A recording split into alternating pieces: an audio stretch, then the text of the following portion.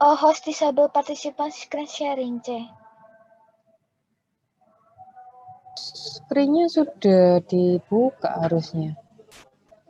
Atau mungkin yang lain bisa dicoba dulu.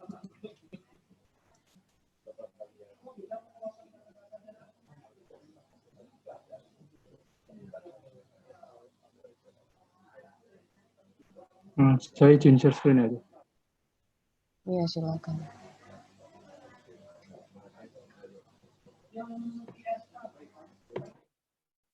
Apakah sudah terlihat share screen saya?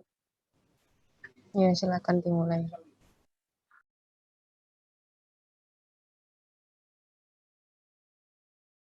Selamat pagi semuanya. Hari ini kami dari kelompok enzim akan mempresentasikan topik ke-12 yaitu effect of substrate concentration on enzyme kinetic. Next.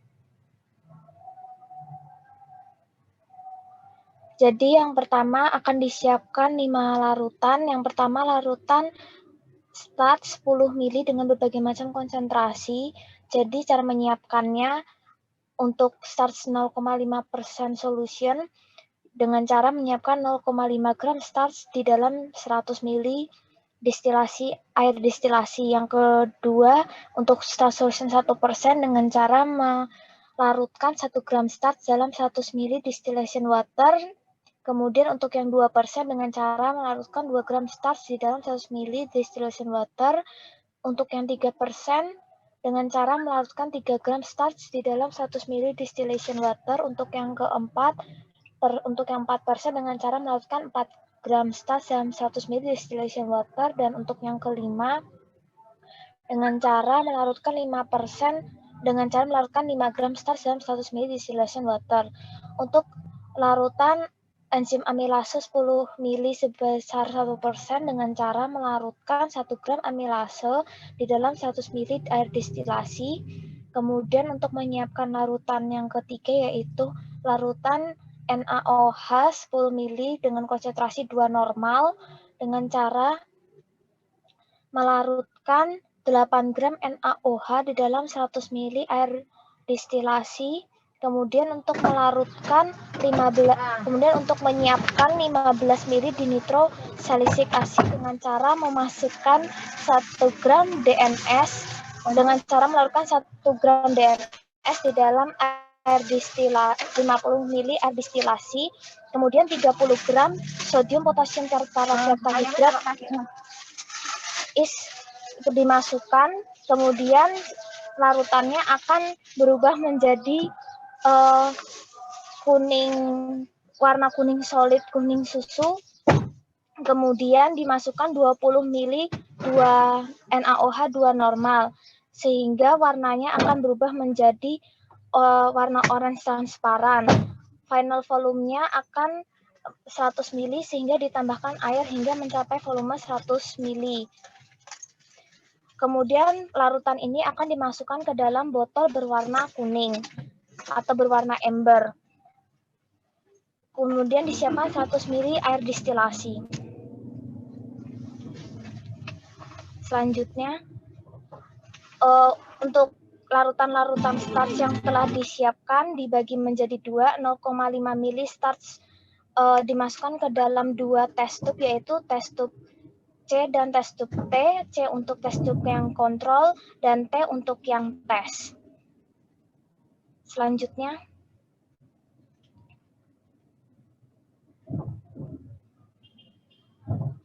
kemudian test tube-nya dimasukkan ke dalam inkubator dengan suhu 37 derajat selama 10 menit.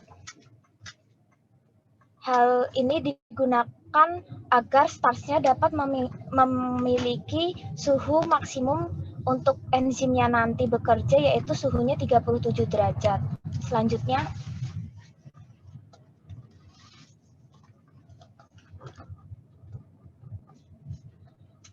enzim amilase ditambahkan ke dalam tube label T, sehingga enzim akan mulai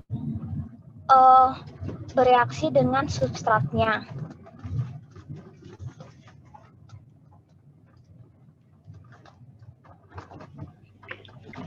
Kemudian Dilakukan kembali inkubasi dengan menyalakan inkubasi, kemudian dimasukkan cup ke dalam inkubator selama 10 menit.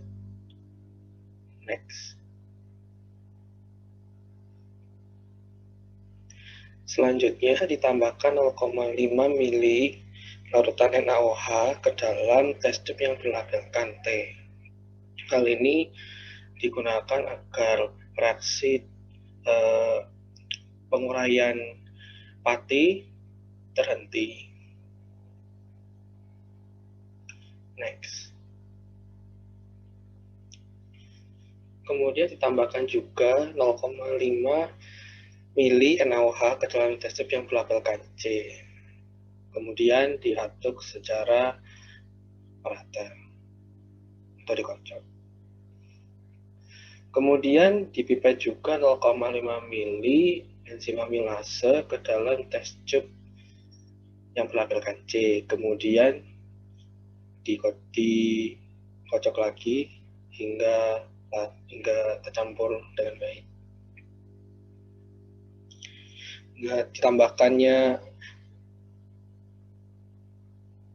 Selanjutnya ditambahkan 1 mili DNS ke dalam test tube yang berlabelkan T.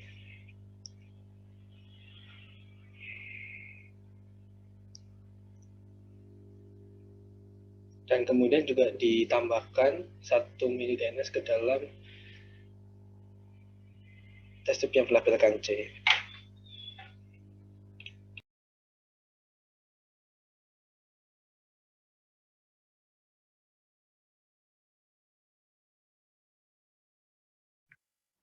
Selanjutnya setelah ditambahkan semua larutannya dengan reagen DNS, dimasukkan ke dalam water bed dan dipanaskan dalam suhu sebesar 100 derajat Celcius selama 10 menit. Hal ini bertujuan untuk enzim itu bila dipanaskan pada suhu yang tinggi akan mengalami kerusakan sehingga tidak dapat lagi bekerja, serta hal ini bertujuan untuk mempercepat reaksi pengikatan DNS terhadap hasil reduksi gula yang terjadi sebelumnya. Next. Berikut ini merupakan hasil dari pemanasan yang telah dilakukan. Dapat dilihat bahwa untuk test tube berlabel T itu larutannya mengalami perubahan warna. Next. Oke, setelah dilakukan pemanasan di dalam water bath tadi, semua test tube yang berisikan larutan ini di-quench di dalam ice bath. Hal ini bertujuan untuk menghentikan kerja reagen DNS yang telah terjadi pada saat pemanasan tadi, agar sisa-sisa reagen DNS yang masih bekerja dapat berhenti. Selanjutnya. Setelah itu hasil dari quenching tersebut diencerkan dengan melakukan penambahan 9,5 mili air distilasi ke dalam setiap test tube, baik test tube berlabel T maupun berlabel C. Hal tersebut dilakukan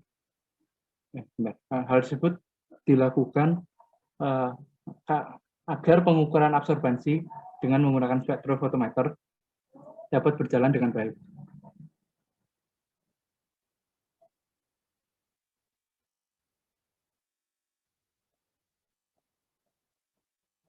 Nah, setelah diencerkan, kita menyiapkan spektrofotometernya. Pertama, menyalakan spektrofotometer, lalu mengetikkan panjang gelombang 540. Setelah itu, kita masukkan sampel yang berlabel T dengan konsentrasi 0,5%. Lalu kita scan. Setelah itu kita melakukan pengukuran absorbansi dengan metode yang sama untuk semua sampel. Berikut ini adalah data hasil pengukuran absorbansi menggunakan spektrofotometer. Nah, sekian dari kelompok kami. Terima kasih.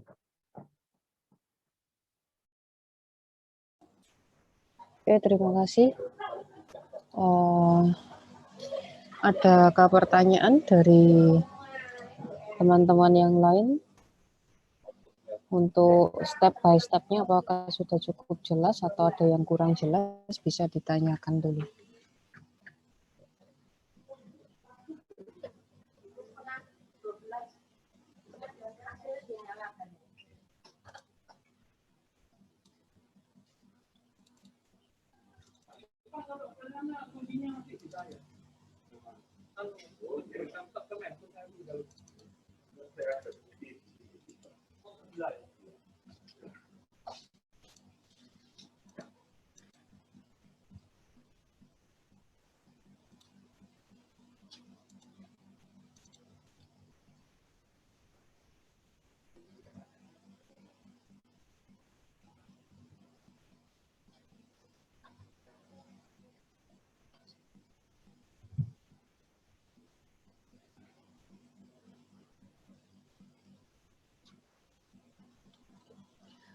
Oke, belum ada.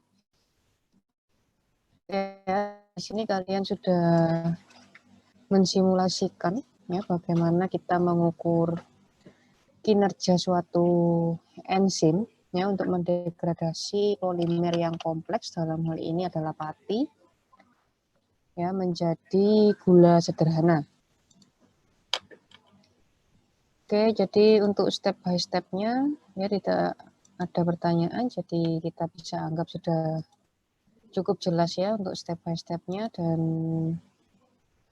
untuk fungsi masing-masing reagen saya harapkan nanti bisa dijelaskan secara mendetail ya waktu kalian membuat laporan. Kemudian reaksi-reaksi pemecahannya ya bisa digambarkan juga bagaimana dari starch atau pati bisa menjadi gula sederhana. Ya, kemudian untuk datanya, ya sekali lagi dalam membuat laporan, raw data tidak boleh ya, jangan dimasukkan ke dalam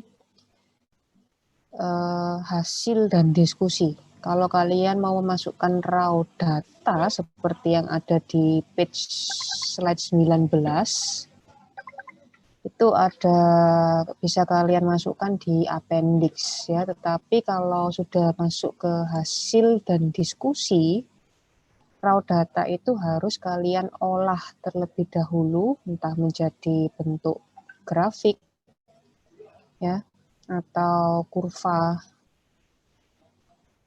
ya. Kalaupun tabel ya, tabelnya bukan raw datanya tetapi sudah dihitung, misalnya sudah dihitung kecepatan laju enzimnya masing-masing variasi ya, seperti itu.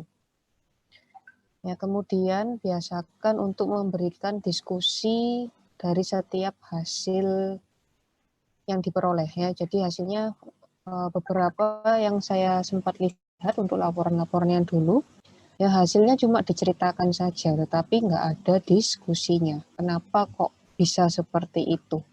Ya, misalnya kenapa kok kecepatan laju enzimatisnya bisa naik atau turun, ya itu diceritakan, alasannya didiskusikan.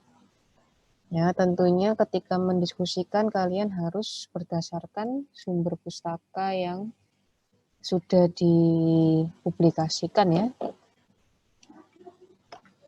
atau berdasarkan literatur yang sesuai. Oke.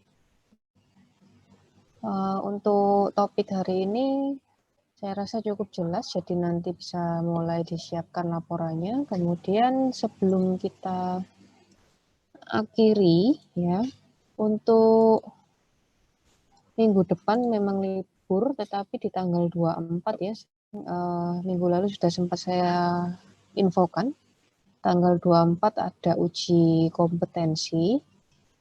Ya, jadi jangan lupa tanggal 24 masih ada kelas untuk praktikum mikrobiologi. Ya, kelasnya akan diisi dengan uji kompetensi, mirip kuis lah. Oke.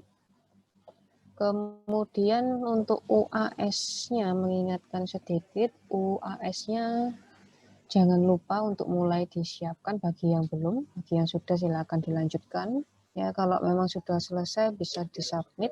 Ya, kalau belum deadline-nya masih bulan Juni ya. Oke, ada pertanyaan untuk pertemuan yang akan datang ataupun UAS-nya?